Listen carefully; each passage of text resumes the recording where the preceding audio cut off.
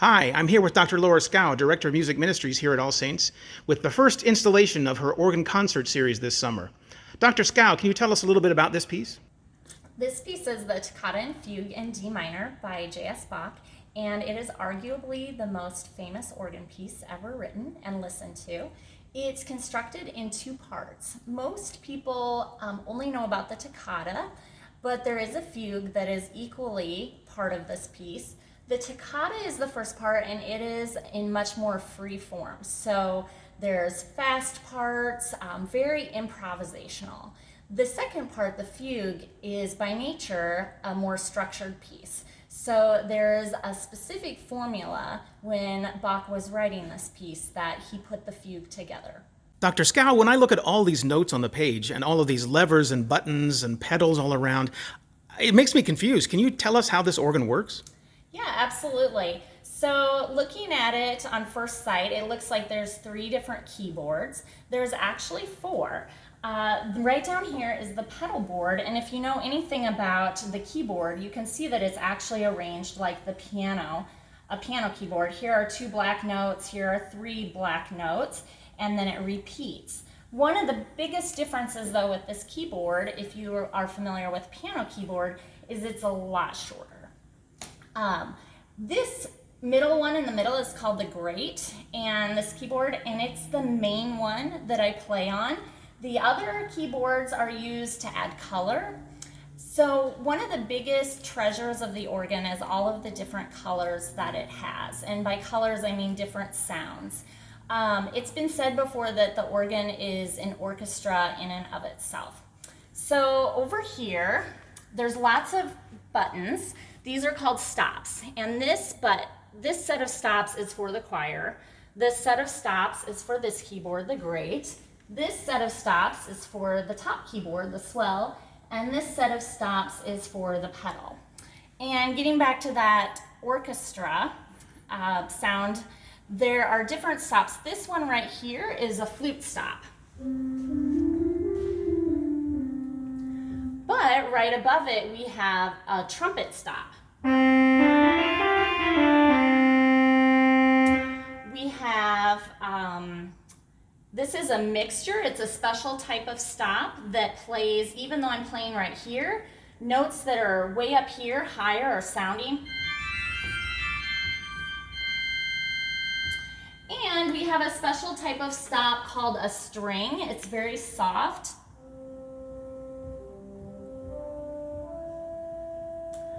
My favorite stops on the organ are this harmonic flute. It's nice and full, but also very beautiful.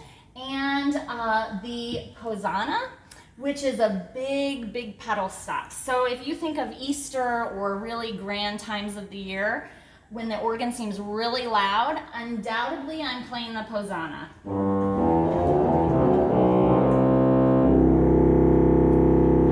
So the art to all of these different stops is putting them in different combinations. And sometimes you might want a softer sound, sometimes you want a bigger sound. This would be more of a just traditional generic sound, but this one gets a little bit louder.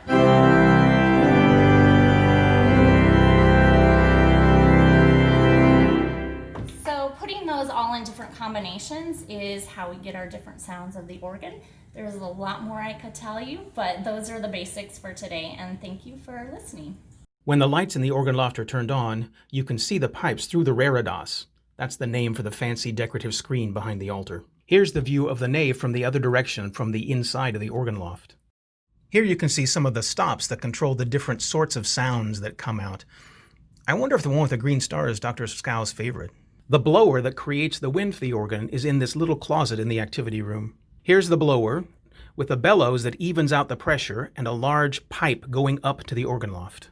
Here's the pipe as it comes into the organ loft. The loft is crammed full of pipes of all shapes and sizes, with just enough room in between them to let you walk. The pipes range in size from very, very tiny, just an inch or two, to very large, 32 feet long, so long that they have to bend because they can't fit in that 2-story space.